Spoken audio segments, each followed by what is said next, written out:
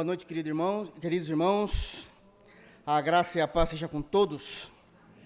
Graças a Deus, porque estamos reunidos na pessoa bendita do Senhor Jesus. Queridos, por gentileza, abram suas Bíblias no Evangelho segundo João, capítulo de número 3. Evangelho segundo João, capítulo 3.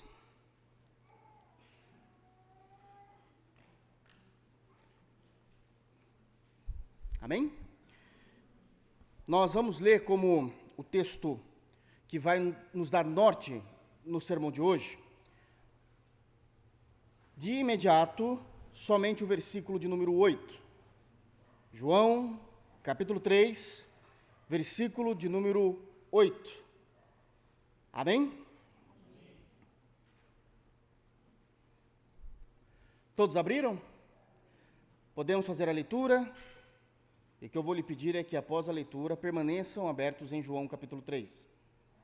Ok? Diz assim a santa palavra do Senhor, palavras de Jesus. O vento sopra onde quer, ouves a sua voz, mas não sabes de onde vem, nem para onde vai. Assim é todo o que é nascido do Espírito. Amém. Feche seus olhos, vamos orar?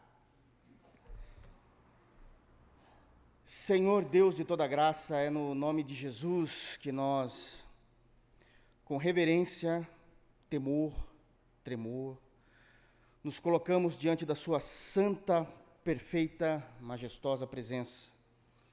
Nós somos gratos porque o Senhor perdoou os nossos pecados, somos gratos por causa da cruz, maldita e rude cruz.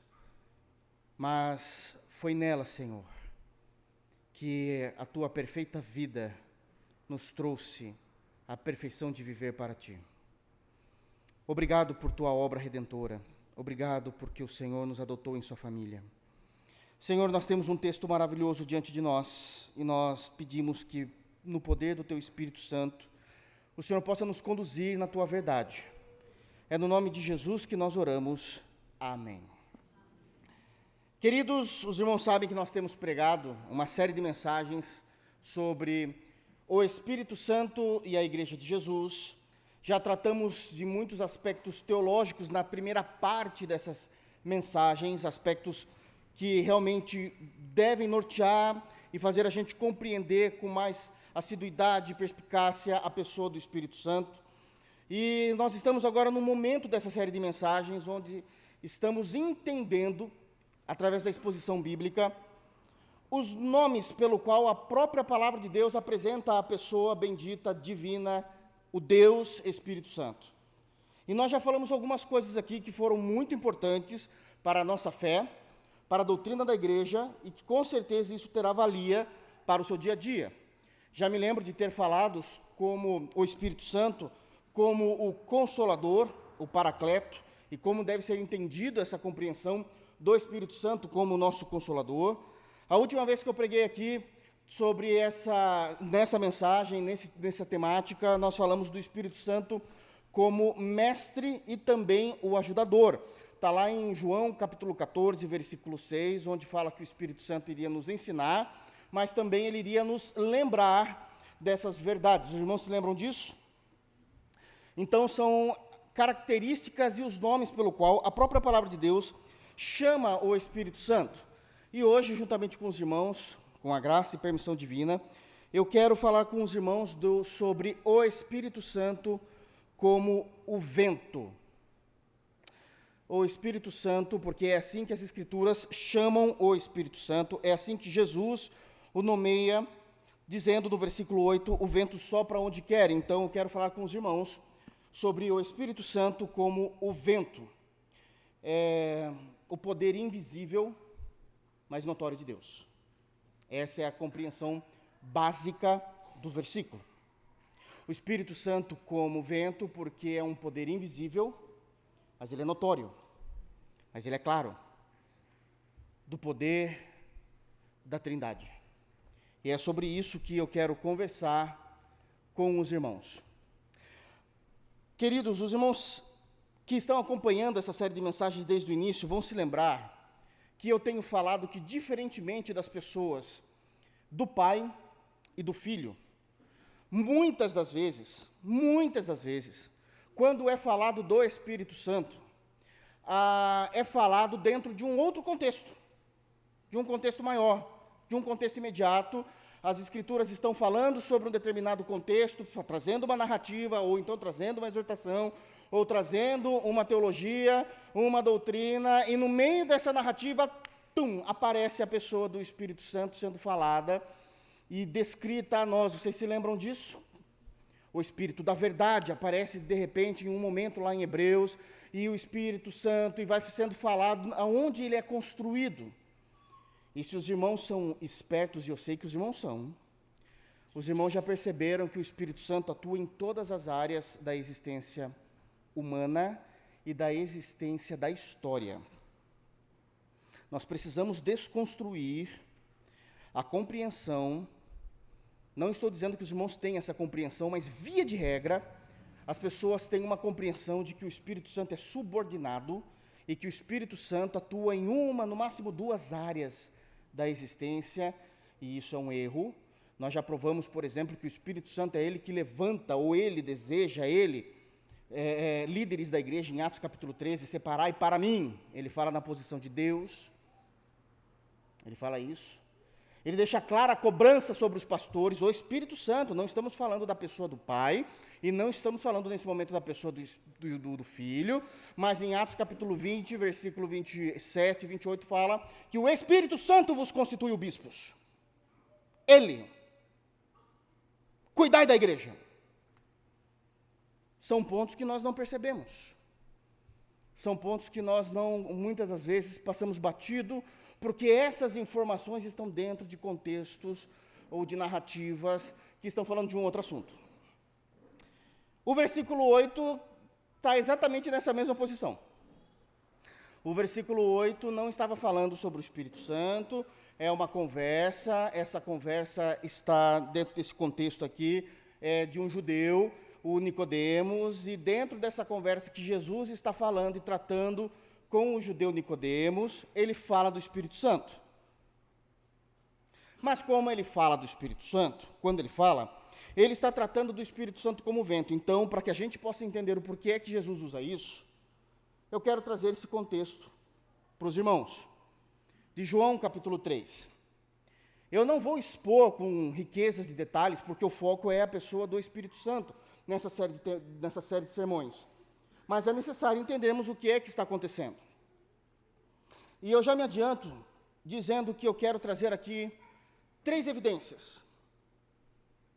3 textos que vão mostrar o Espírito Santo de forma invisível, mas notória, agindo em aspectos diferentes da existência de todas as coisas, quer no indivíduo, quer nas coisas do dia a dia. Porque muitas das vezes nós não achamos, mas é o Espírito Santo que estava fazendo, ou deveria ser. Eu quero começar dizendo que o fato de Jesus ter escolhido soberanamente falar do Espírito Santo como vento, é porque isso fazia muito sentido no período em que Jesus andou sobre a terra. O vento era tudo para eles. O vento determinava as estações, o que é que estava chegando. O vento determinava se era um bom dia para colocarem ou içarem as velas e permitir com que os barcos fossem para o meio dos lagos, dos mares ali. E isso durou por muitos e muitos anos, até chegar à Revolução Industrial e mudar tudo. O que Jesus está falando? De uma forma muito simples, antes de nós entrarmos no profundo. É que o crente precisa aprender a içar as velas,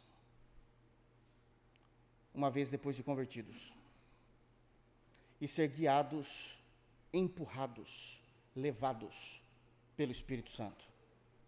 Esse poder invisível da pessoa da Trindade, mas que é notório. Então é nessa perspectiva que nós precisamos entender por que Jesus fala isso, e nesse contexto imediato, que é essa conversa de Nicodemos com Jesus. Amém?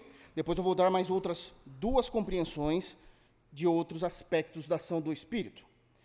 Mas os irmãos vão perceber o que está acontecendo mediante a explicação bíblica. Eu não vou me adiantar. Eu quero ler com os irmãos, e eu quero ir lendo até o versículo de número 8, começando do versículo de número 1, para que os irmãos entendam como é que Jesus revela o Espírito Santo nesse momento a Nicodemos e por que ele usa essa metáfora do vento e ele o chama dessa forma.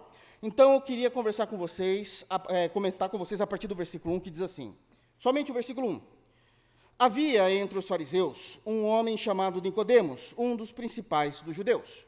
E aqui nós já temos 3 informações importantes. Essas informações vai cobrir toda a nossa necessidade de entender por que Jesus está falando isso. Porque aqui vai trazer categorias importantes. A primeira informação é a mais simples. Ele está falando com alguém chamado Nicodemos. Identificamos quem Jesus está falando. A segunda informação que nós temos no texto começa aqui no início. Havia entre os fariseus. Nicodemos não era qualquer um. Nicodemos não era uma pessoa simples. Então já precisamos partir desse pressuposto. Nicodemos era um fariseu. Os irmãos se lembram que os fariseus, eles apareceram na história 2 séculos antes de Cristo. Se os irmãos se lembrarem, a gente lê todo o Antigo Testamento, não tem nenhum fariseu. Abrimos em Mateus, capítulo 1, aparecem os fariseus. Já vai começar a aparecer os fariseus. Então, da onde eles surgiram? Termina o Antigo Testamento, eles não existem. Começa o Novo Testamento, eles já estão lá. E estão lá causando. Então, eles já estavam bem estabelecidos. Já fazia, na época de Jesus, 200 anos que existia esse grupo denominado fariseus. Fariseus são separados, é a palavra, separado. Eram pessoas que eram resistentes à helenização, quando o Império Romano chegou, querendo mudar toda a cultura de uma civilização e trazer todo o conhecimento greco-romano. É por isso que o Novo Testamento foi escrito em grego. A cultura grega já estava fortíssima. Mas a questão não era só a cultura, a língua, era a questão de religião, costumes, tudo aquilo que iria mudar a sociedade. Então, eles começaram bem, mas terminaram mal, muito mal. Eles terminaram muito mal. Eles eram pessoas que eram dotadas de conhecimento do Antigo Testamento e pregavam que a lei deveria ser seguida à risca. Só que eles foram além. Não é só seguido à risca. Eles inventaram doutrinas e colocaram na lei. E Jesus os denuncia. Se nós lemos o capítulo 23, abram rapidamente lá. Irmãos, isso é doutrina, eu vou ter que explicar muita coisa para os irmãos. Abra o capítulo 23 de Mateus. Logo os primeiros capítulos, Jesus já está os denunciando. Leiam comigo, por favor, os versículos iniciais a respeito dos fariseus e escribas. Ele diz: Então falou Jesus às multidões e aos seus discípulos. Na cadeira de Moisés se assentaram os escribas e os fariseus. Olha o problema. Quem eram os fariseus e os escribas para terem assentado na cadeira de Moisés? A ideia de cadeira de Moisés aqui é a autoridade de terem escrito o Antigo Testamento, inspirado pelo Espírito, a lei, os 5 primeiros livros. Isso não deveria acontecer mais. Continua. Fazei e guardai, pois, tudo quanto eles vos disserem, porém não os imiteis nas suas obras, porque dizem e não fazem. Eles incluíram muitas coisas, muitas liturgias, muitas doutrinas, embora algumas coisas eles pregavam certo ainda. É tentar tirar leite de pedra, sabe? Saber escolher aquilo que é bom, ficar com aquilo que é bom, porque tem um tantão de coisas que não são. É isso que Jesus está dizendo a respeito deles. 4. Olha só mais o que eles faziam. Eles atam fardos pesados e difíceis de carregar e os põem sobre os ombros dos homens. Entretanto, eles mesmos nem com o dedo querem movê-los. Coisas difíceis para vocês, fáceis para mim. Uma vida piedosa dificílima de se alcançar a vocês. Para nós, tudo tranquilo. Somos fariseus. Estamos assim com Deus. Essas ideias malucas que existem por aí. Praticam, porém, todas as suas obras com o fim de serem vistos dos homens. Olha que triste. A salvação era pelas obras. Eles queriam ser justificados por suas obras. Eles alargam os seus filactérios. Filactérios eram como caixinhas que continham palavra das Sagradas Escrituras. Eles queriam deixar um negócio enorme para todo mundo ver que eles carregavam. Eles alongavam as suas franjas, que tinham uma compreensão espiritual para eles. 6, amam o primeiro lugar nos banquetes. Eles querem tomar o primeiro lugar sem serem convidados. E as primeiras cadeiras nas sinagogas.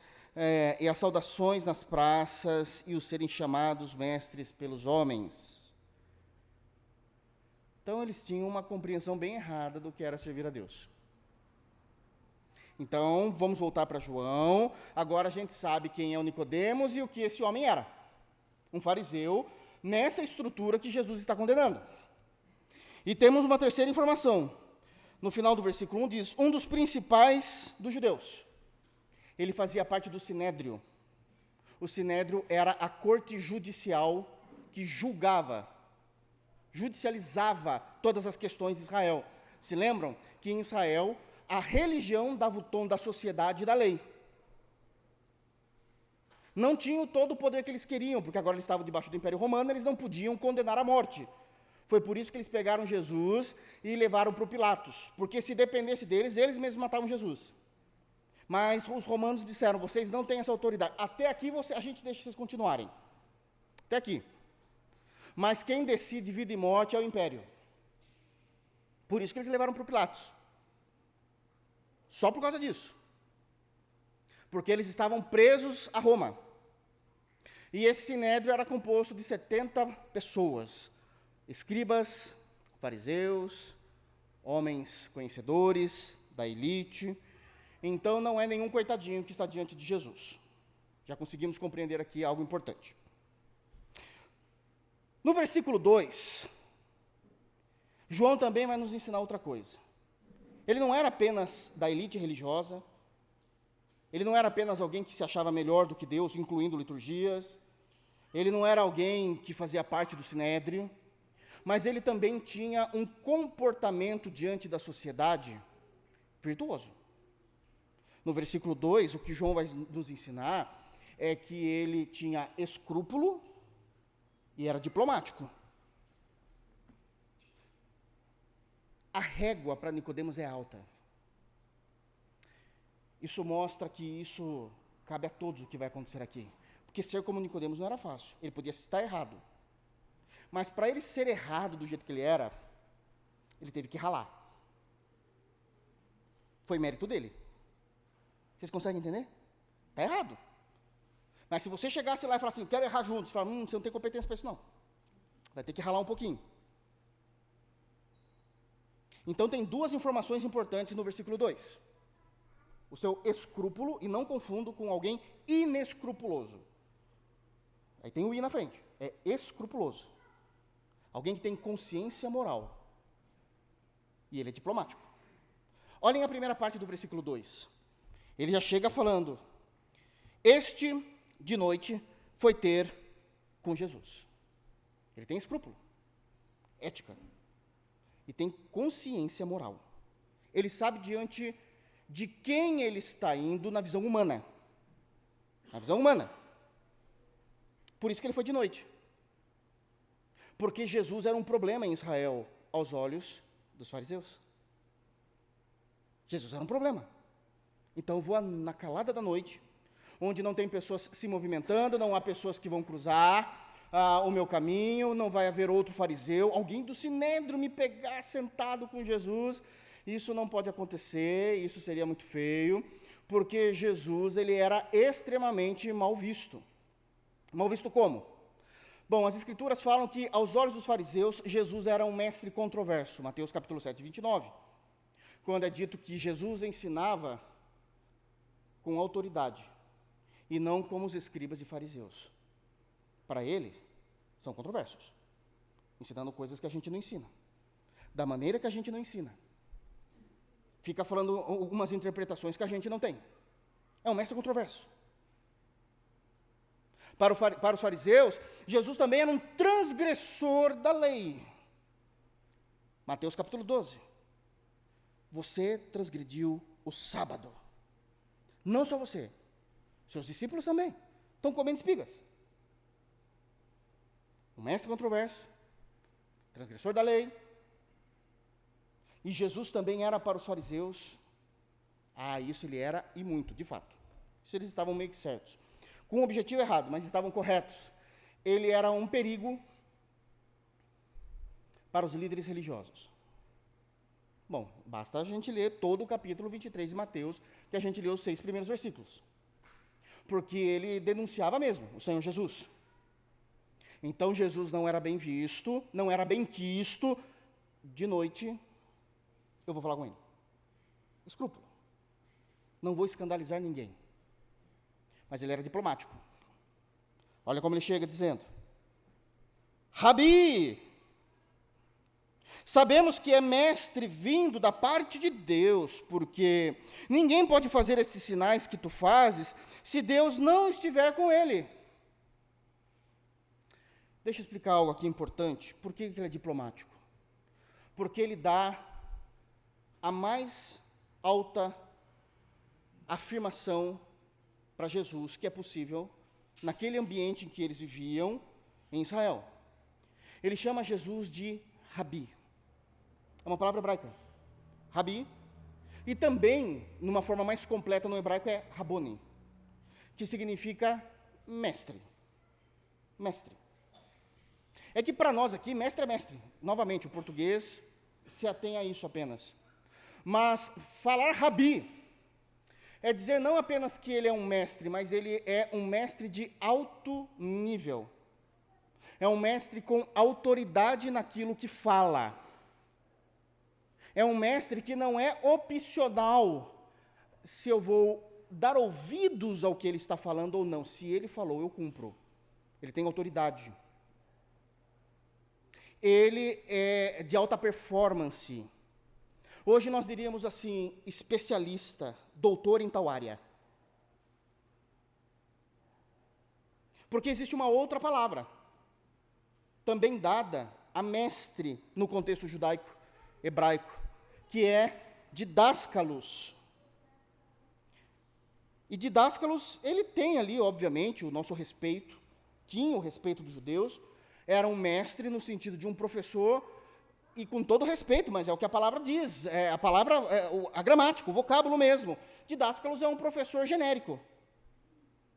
A gente aprende com ele, mas eu não quero ouvir, não vou por esse caminho.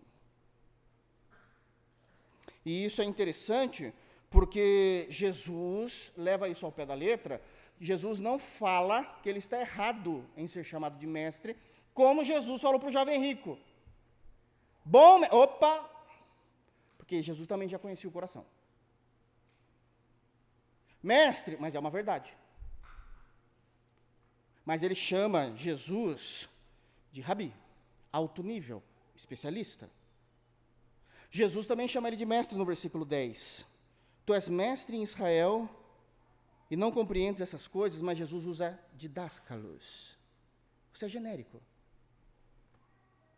Vocês nunca leram João 3 dessa forma, né? Ele muda tudo.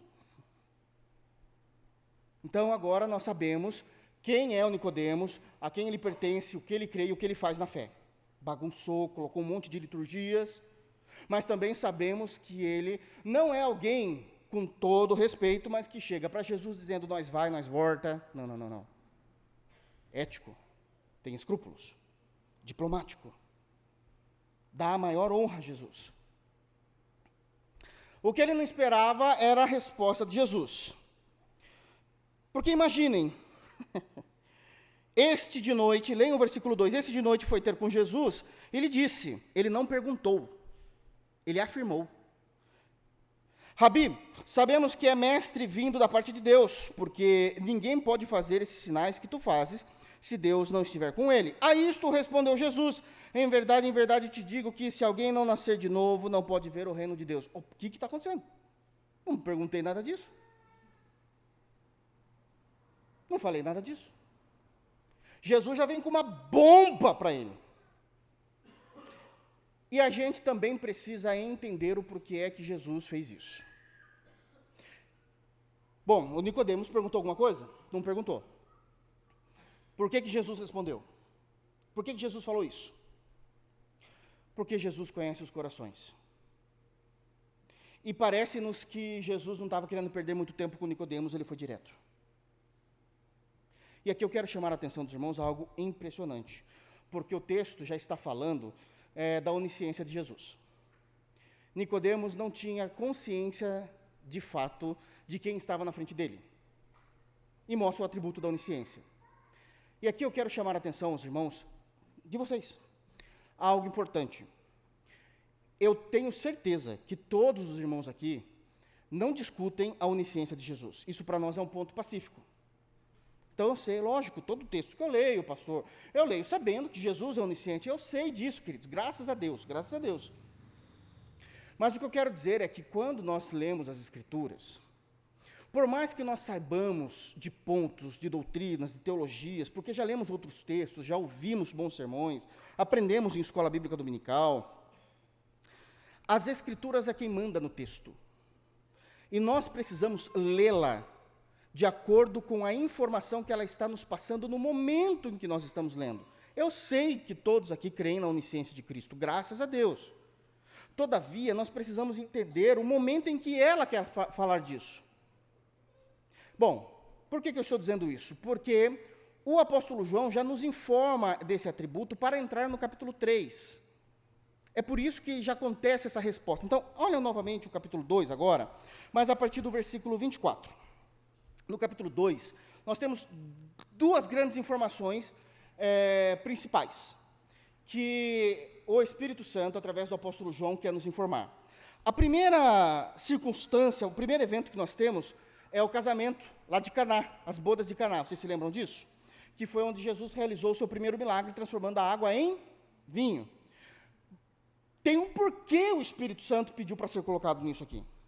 E quando a gente lê o texto, vai dizer, nesse momento das bodas de Caná, que quando Jesus fez esse milagre, os seus apóstolos creram nele.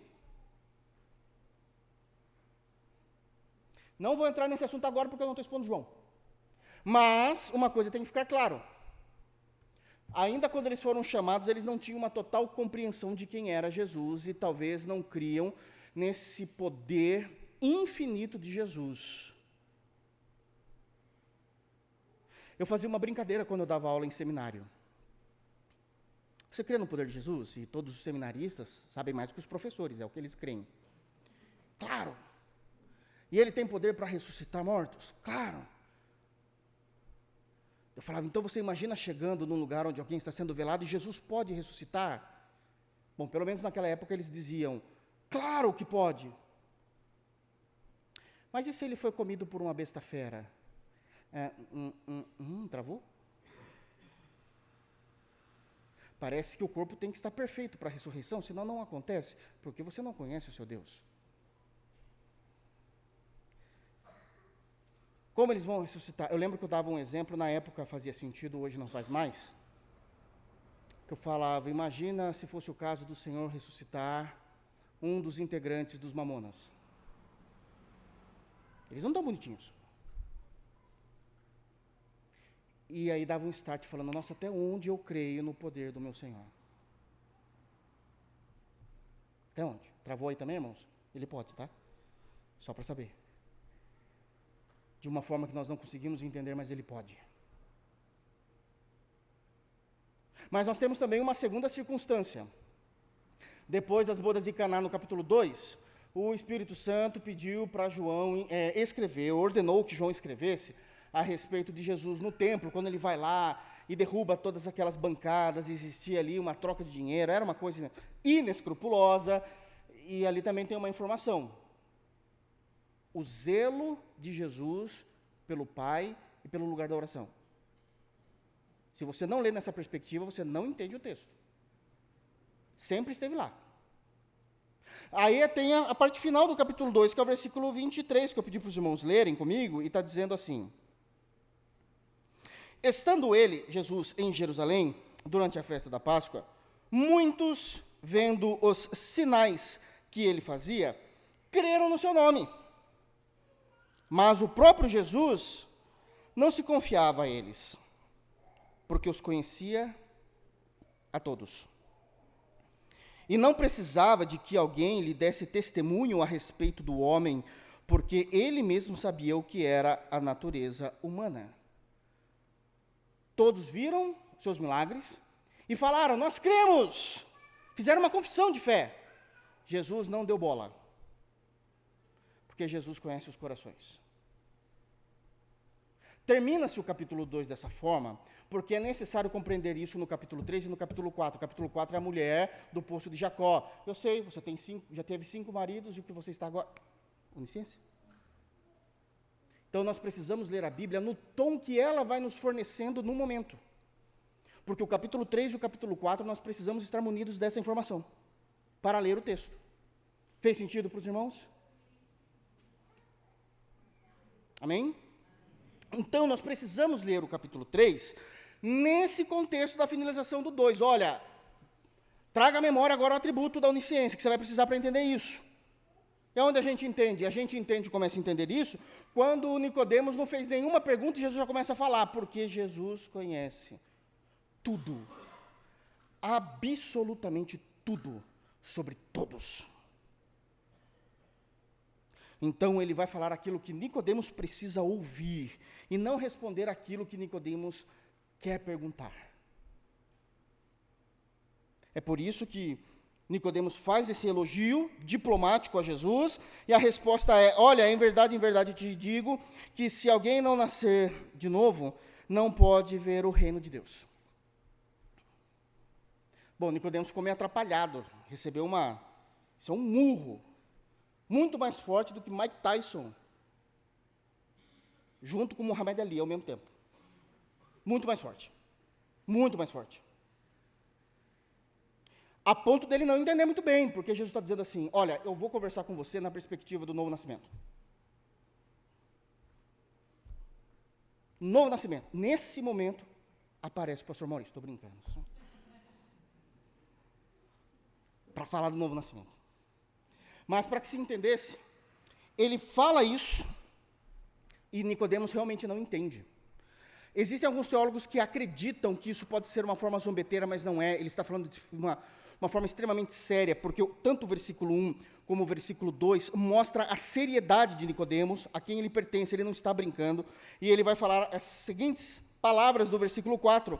Como pode um homem, respondeu-lhe, Nicodemos, como pode um homem nascer sendo velho? Essa é a primeira parte. O que ele está dizendo? Rabi,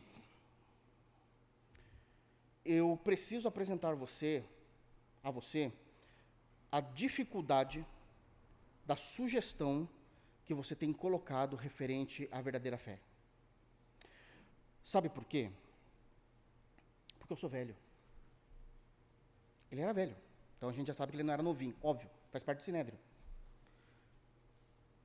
E tudo o que eu sou é uma somatória do meu passado, independente do bem e do mal. Não se muda o passado. O que eu posso fazer é mudar o meu futuro. Essa é a nossa compreensão humanista da vida. Então não dá para fazer. Como eu vou deixar de existir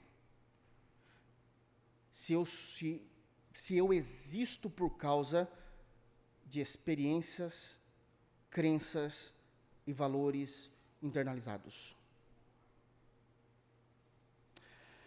Essa dificuldade, ela existe até hoje. É por isso que nós temos uma vertente da filosofia e da psicologia, que é o existencialismo. Não vou entrar nisso agora. Mas o existencialismo é fruto da incredulidade do que o Senhor Jesus pode fazer na vida do ser humano. Ele está falando muito sério. Como pode um homem apagar todo o seu passado, sendo já velho? Porque agora a conversa não é necessariamente ou exclusivamente teológica, mas é uma conversa pessoal. Ele viu que Jesus levou para o pessoal de uma forma muito benéfica, e ele falou: então vamos por esse caminho. Não dá para fazer isso. Eu não consigo ver. E a gente está falando com alguém que era extremamente inteligente, Nicodemos. E ele vai além ainda no versículo 4. Pode, porventura, voltar ao ventre materno e nascer uma segunda vez? Agora ele está dizendo a lógica, maldita lógica às vezes, né? Nem sempre é ruim, mas a lógica não permite.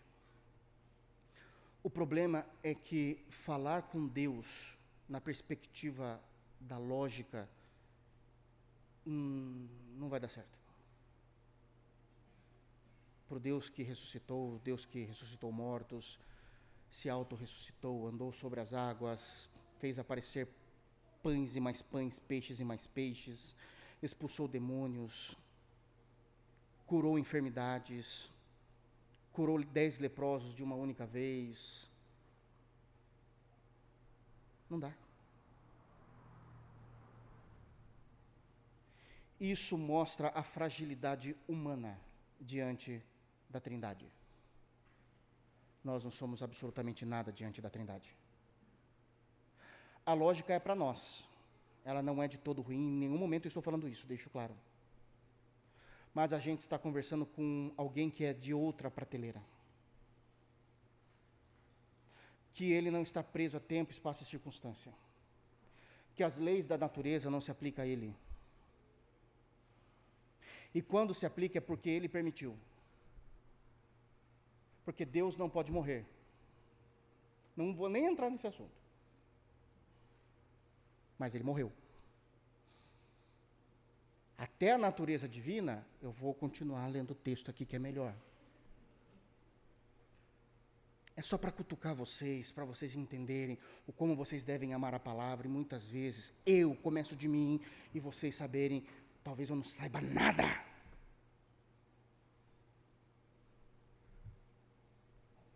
E o quanto eu preciso cavocar isso aqui. Olha a conversa por qual Jesus está levando esse assunto. Isso não é poesia, isso é seríssimo.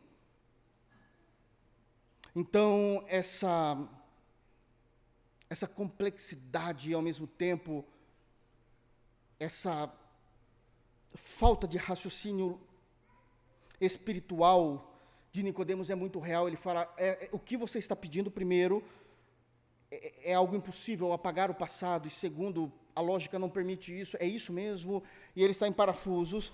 Então agora Jesus vai responder o que ele falou no versículo 3, ele vai explicar, porque no versículo 3 ele só fala da necessidade de nascer de novo, mas agora ele vai falar como isso acontece. E no versículo 5 Jesus responde, respondeu-lhe Jesus, em verdade te digo, quem não nascer da água e do Espírito, não pode entrar no reino de Deus. Eu não estou falando de lógica. Eu estou falando de duas ações sobrenaturais. E eu já vi alguns irmãos, equivocadamente, achar que a água é o batismo. Não é, batismo não salva. Batismo não salva. Batismo é uma ordenança em forma de uma profissão de fé diante daquilo que Jesus já fez em você, ele já te salvou. Ok? Crer e ser batizado. Existe uma ordem. Ide pregar o evangelho e todos aqueles que creem sejam batizados. Eu já fui salvo. Pela obra perfeita de Jesus. Eu expresso isso no batismo. Diante de toda a igreja dos meus irmãos, falando que eu professo Cristo como meu Senhor, como meu Salvador, a quem eu irei devotar a minha vida. Então, do que é que Jesus está falando aqui? Ele está falando de uma ação do Espírito. Do vento. Que já tinha sido profetizado no Antigo Testamento. Então, abram, por favor, no profeta Ezequiel. Se ajuda, Ezequiel é o último profeta maior.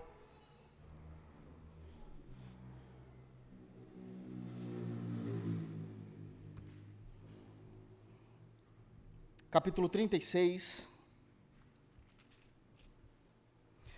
E aqui eu quero que os irmãos pensem comigo que essa profecia veio para os judeus, porque faz parte da aliança, faz parte do pacto.